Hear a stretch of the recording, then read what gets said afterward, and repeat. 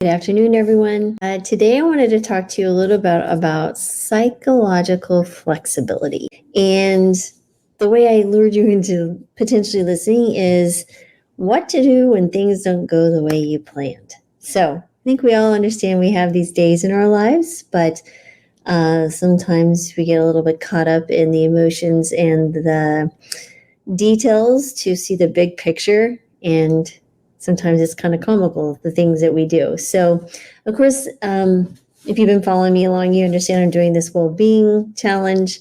The goal is to walk 20,000 steps every day, do my resistance training, shared my DEXA scan a few days ago, and then repeat it in a month. Journaling and is an important piece of this, and also drawing, just the creative element. So that's the bigger piece, mindful movement, and just showing that you can improve your well-being more than just your health, but your mental, your emotional. Well, yesterday I didn't sleep well the night before. The dog, Daisy had surgery, and she woke up my husband and early in the morning, and I just didn't go back to sleep. So I was fatigued, really tired most of the day. And it rained a lot later in the afternoon, and I like to go outside. So I did get a morning walk in, which was great. But a lot of work to do, and I had some stuff that was on the deadline. And so my brain was really, it was just trying to put out what I needed to do to get things done. And at the end of the day, I didn't hit my 20,000 steps. I did a little bit of the resistance training. I was excited about that, but I just didn't have it in me to go another 9,000 steps. So I hit close to 11,000, which is fine. But I was like, man, what am I going to do? I have this completely self-imposed challenge, right? But I felt really bad about that for a moment until I stepped back, and then I reflected on the rest of the day, because there was a lot of things that happened yesterday that didn't go quite the way I planned. It started off when I was getting in my car to run an errand, and my neighbor has a moving truck. And so we have assigned parking lots. We live in a townhome. So if there's assigned parking lots, there's 3. He's on one side, we're in the middle, and then there's our another neighbor. Never have issues with this neighbor on this side, but this neighbor decided to park a moving truck there, a big one. And the way he parked it was at an angle, and he the way he parked it, it was really close to our car. And I'm thinner, and so I went to open the door. I couldn't even shimmy my way in there. It was 6 inches. So I was like, I'm going to have to do some acrobatics to get in my car so I can go. So I had to crawl in through the passenger side. And it was a great opportunity for me to practice a few things. I have some steps here I'm going to share with you, but there's that. There were some other things, my walk, the rain, the fatigue. And at the end of the day, I was like, this is a great thing to talk about tomorrow. I slept well last night. So what to do? What should we do? There's some steps we can do, not to get emotionally upset and just kind of giggle at the whole circumstance. So giggling's good. Maybe I should make a shirt. Giggling is good. So what did I do yesterday with the car? And I was at least alert enough to do this, was take a breath. That was the first step, right? Pause and reflect and just take a breath, because that's going to be really important, because this really kind of helps clear your mind, calm you down, get you back in the present moment, which is where I need to live, always in the present moment. And you just think about it in perspective and going, boy, this is no big deal. You just crawl to the front, now you're on your way. Why am I still living in a few minutes ago? As I'm driving down the street, why am I still upset? I don't know. The next thing would be just kind of assess and understand, right? So evaluate why things didn't work out. It's okay. Why I wasn't able to finish my 10, additional 9,000 steps. I'm confessing that I failed one day in my steps with you guys in this challenge. I will continue the challenge. It doesn't mean I blow it up and not continue.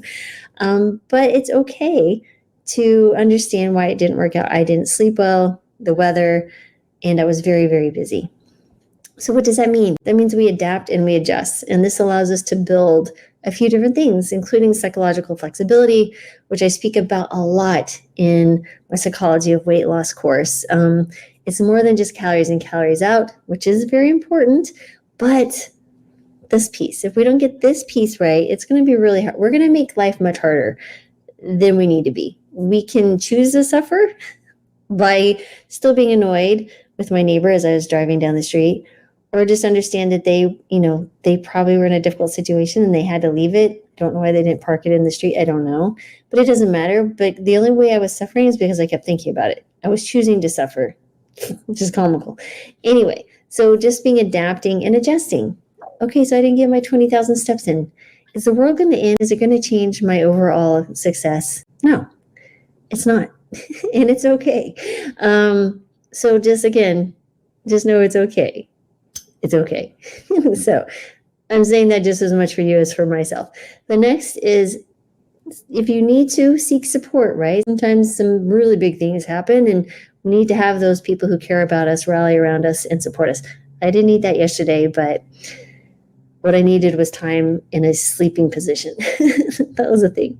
And what can I learn from this experience? That again, it's really comical. I began to see more and more often these things that would kind of annoy me. I was like, why am I annoyed? And now I'm getting more and more patient. Not that, hey, universe, I need any more of these situations. I'm here. But anyway, that is something to think about. What can I learn? And when you learn from the experience, you really mitigate or you transmute the annoyance, the discomfort, the whatever emotion you have into a lesson. And then it seems to dissolve itself. And that's really what happened. And this is helping us develop resilience, right? This is really using these experiences in small things to build resilience. So then when something big happens, you have this muscle that you've been utilizing. It'll get easier. And then you just focus on what you can control, right? I did the much walk as I could. I did as much resistance training as I felt good about. And then that was okay. And then maybe you do need to set new goals. If, walking 20,000 steps is too much on certain days, maybe I need to adjust my goal, and that's okay too. I don't think so. I think if I got better sleep, but then again, that's okay. But it's okay to set new goals. It's all good. There really is no race here to win. In our heads there is, but it's really not. And guys, just to maintain a positive attitude. And if it's hard to think positive, just smile like this, even if it's really hard. You can't help, but especially if you just smile at yourself in the mirror, you're gonna giggle because it's hilarious. And once you start laughing, good feeling hormones, you feel better, and the whole day gets better. And then maybe take a nap, because that's what I did, like a 15-minute nap. And my brain was able to function a little bit longer. And finally practice the self-care. And that's what the nap was for me. And be gentle and kind to yourself so that you're gentle and kind with others. And, you can choose to make your day difficult, but don't make other days difficult. Others around you difficult just because you're having a bad day. It doesn't mean that others need to be pulled into the drama of whatever's going on in your mind. So if we can provide a little self-compassion and compassion for others who happen to be in our way in a bad mood, just remember you would want them to treat you kindly as well, should they be having the same kind of day you had. So anyway, I hope that was, if anything, comical relief. You can imagine me climbing over from the passenger side, trying to get in to the driver's side. Luckily, I've been working on my flexibility lately. I didn't hurt myself too bad. But anyway, so that was my hope. And that was my learning, my lesson. I was like, well, I'm going to share this with you guys. And then, so I'm going to put the link below. A few things that we have. We have the Hypertension Summit that is free. Check it out. I interviewed almost 40 different experts, and it was really fun to do. I'm very excited about how it turned out. I'll be doing a hypertension masterclass associated with this as well. And I'm also going to put a link to the Psychology of Weight Loss course that I created. And we'll have monthly coaching, and you have lifetime access to the coaching as long as you need it. And as long as I'm physically able to provide those, which I hope is long term. So again, thank you for always listening, and if anything, putting up with my shenanigans. So I appreciate you guys.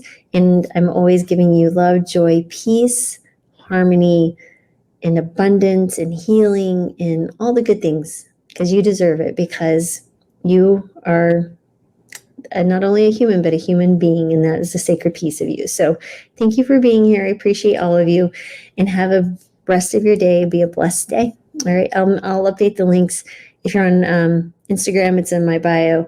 and YouTube and Facebook. I'll update the links. Okay. Have a good rest of your day.